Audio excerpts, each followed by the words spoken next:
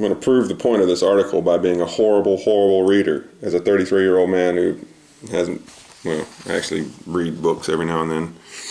But anyway, The Dumbing of America. Call Me a Snob, but Really We're a Nation of Dunces by Susan Jacoby, Sunday, February 17th, 2008. The mind of this country, taught to aim at low objects, eats upon itself. Ralph Waldo Emerson offered that observation in 1837, but his words echo with painful prescience in today's very different United States. Americans are in serious intellectual trouble, in danger of losing our hard-won cultural capital to a virulent mixture of anti-intellectualism, anti-rationalism, and low expectations. This is the last subject any candidate would dare raise on their long and winding road to the White House. It is almost impossible to talk about the manner with which ignorance contributes to grave national problems without being labeled an elitist, one of the most powerful pejoratives that can be applied to anyone aspiring to high office. Instead, our politicians repeatedly assure Americans that they are just folks, a patronizing term that you will search for in vain in important presidential speeches before 1980. Such exaltations of ordinariness are among the distinguishing traits of anti-intellectualism in any era. The classic work on this subject by Columbia University historian Richard Hofstadter, Anti-Intellectualism in American Life, was published in early 1963 between the anti-communist crusades of the McCarthy era and the social convulsions of the late 1960s. Hofstadter saw American anti-intellectualism as a basic cyclical phenomenon that often manifests itself as the dark side of the country's democratic impulses in religion and education. But today's brand of anti-intellectualism is less a cycle than a flood. If Hofstadter had lived long enough to write a modern sequel, he would have found that our era of 24/7 infotainment has outstripped his most apocalyptic predictions about the future of American culture. Dumbness, to paraphrase the late Senator Daniel Patrick Moynihan, has been steadily defined downward for several decades, and by a combination of heretofore irresistible forces. These include the triumph of video culture over print culture, a disjunction between Americans' rising level of formal education and their shaky grasp of basic geography, science, and history, and the fusion of anti-rationalism with anti-intellectualism. First and foremost among the vectors of the new anti-intellectualism is video. The decline of book, newspaper, and magazine reading is by now an old story. The drop-off is most pronounced among the young, but it continues to accelerate and afflict Americans of all ages and education levels. Reading has declined not only among the poorly educated, according to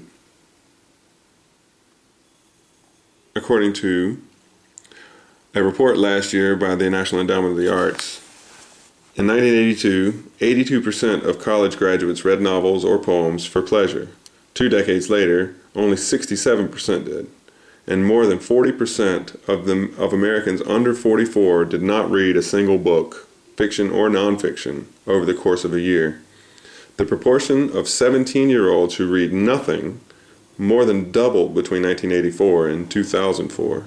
This time period, of course, encompasses the rise of personal computers, web surfing, and video games. Does all this matter? Technophiles pooh-hoo jeremiads about, I don't know what the hell that means, about the end of print culture as navel gazing of what else elite. Well, you know, I don't know why you got to put 17,000 pages in there. Just you're not reaching people by saying you're not elitist by making all these stupid ass combinations of words. In his book, Everything Bad is Good for You, How Today's Popular Culture is Actually Making Us Smarter, the science writer Stephen Johnson assures us that we have nothing to worry about. Sure, parents may see their vibrant, active children gazing silently, mouths agape, at the screen, but these zombie-like characteristics are not signs of mental atrophy. They're signs of focus. Balderdash. That's what everybody says nowadays, balderdash. The real question is what toddlers are screening out, not what they're focusing on, while they sit mesmerized by videos they've seen dozens of times.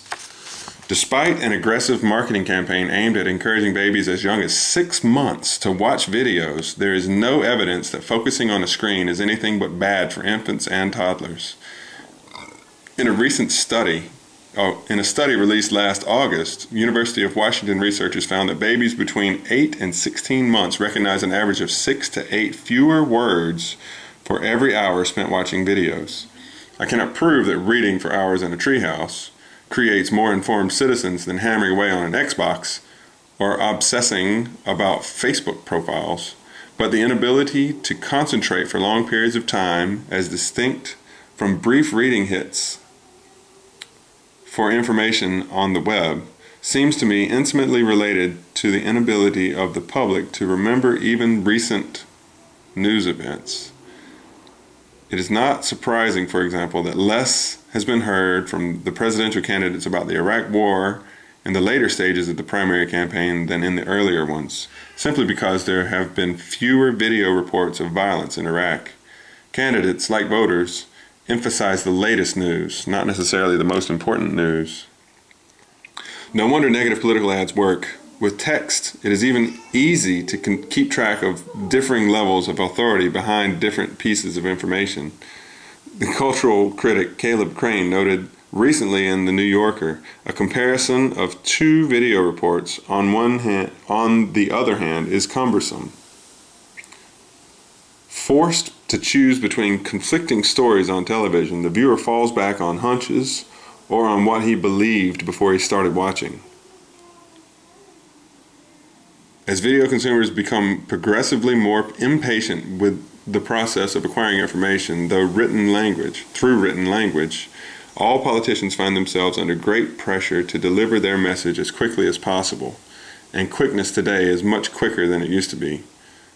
Harvard University's Kiku Adato found that between 1968 and 1988, the average soundbite on the news for a presidential candidate featuring the candidate's own voice dropped from 42.3 seconds to 9.8 seconds. By 2000, according to another Harvard study, the daily candidate bite was down to just 7.8 seconds. Shrinking public attention span fostered by video is closely tied to the second important anti-intellectual force in American culture, the erosion of general knowledge. People accustomed to hearing their president explain complicated policy choices by snapping, "I'm the decider," may find it almost impossible to imagine the pains that FDR took in the grim months after Pearl Harbor to explain why U.S. armed forces were suffering one defeat after another in the Pacific. In February 1942, Roosevelt urged Americans to spread out a map during his radio fireside chat so that they might better understand the geography of the battle. In stores throughout the country, maps sold out. About 80% of American adults tuned in to hear the president.